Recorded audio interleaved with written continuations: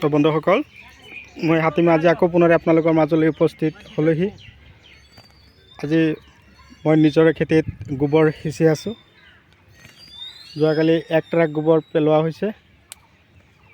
আমি চাৰিজনে মিলি কিনে ইয়াৰ পৰা গোবৰ গোটেই খেতিত ধুনীয়াকৈ সিঁচি আছোঁ।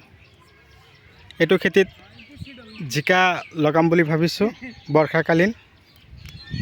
তো জিকা খেতি কৰিবলৈ হ'লে আমাৰ খাৰুপেটীয়াৰ খেতিয়কসকলে কি ধৰণে আমি গোবৰ সাৰ খেতিত দিওঁ, তো আপোনালোকেতো আজি অন কেমেৰাৰ মাজত নিশ্চয় দেখা পাই আছে, চাব পাৰিছে।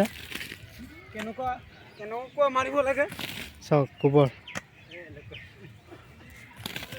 তো কথা হ'ল বন্ধুসকল, আপোনালোকে মোৰ ভিডিঅ'টো স্কিপ নকৰিব, আৰম্ভণিৰ পৰা শেষলৈকে নিশ্চয় চাব। চালে আপোনালোকে আজিৰ এই জিকা খেতিৰ ভিডিঅ'টোৰ সম্পূৰ্ণ তথ্য পাই যাব।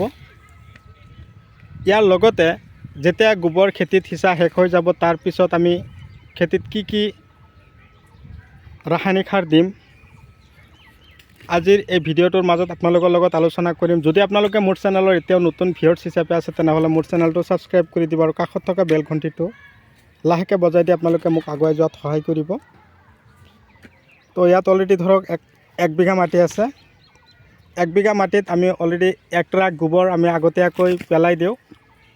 তাৰপিছতে আমি ছুপাৰ ফছফেট SSP যিটো আছে 50 kilo, potash 10 kilo, urea 10 kilo আৰু DAP 15 কিলোমান সিঁচি ধুনীয়াকৈ হাল মাৰি তাৰপিছত আমি এই খেতিত বিধান বা গুটি দিওঁ। এতিয়া বৰ্ষাৰ সময়, এইটো সময়ত আমি যদি জিকা লগাওঁ, নামধাৰী NS3, তাৰপিছত গিৰি চিডৰ প্ৰিয়া, এনেকুৱা ধৰণৰ উন্নত বীজ হাইব্ৰিড F1, এই বীজবিলাক আমি খেতিত আগতীয়াকৈ লগাই শেষ কৰোঁ। তাৰমানে এতিয়া যদি আমি দিওঁ, একেবাৰে যেতিয়া বৰষুণ বেছি পৰিব, বৰ্তমান এপ্ৰিল, মে, জুন মাহৰ পৰা আমি ছিঙন দিম, গছৰ পৰা হাৰ্ভেষ্টিং কৰিম।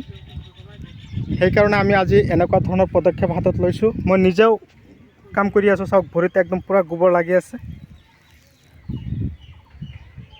তো আপোনালোকৰ ফালে বৰ্তমান জিকাৰ বজাৰ কেনেকুৱা আছে আপোনালোকে কমেণ্টত লিখি দিব, আৰু ক'ৰ পৰা ভিডিঅ' চাইছে আপোনালোকে ধুনীয়াকৈ কমেণ্টত লিখি দিব।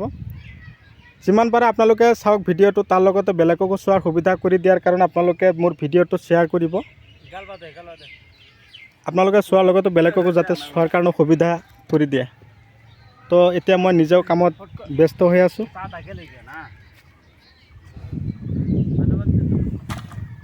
তো আজিলৈ মই এইখিনিতে অন্ত মাৰিছোঁ। পৰৱৰ্তী ভিডিঅ'ত পুনৰাই লগ পাম। ধন্যবাদ।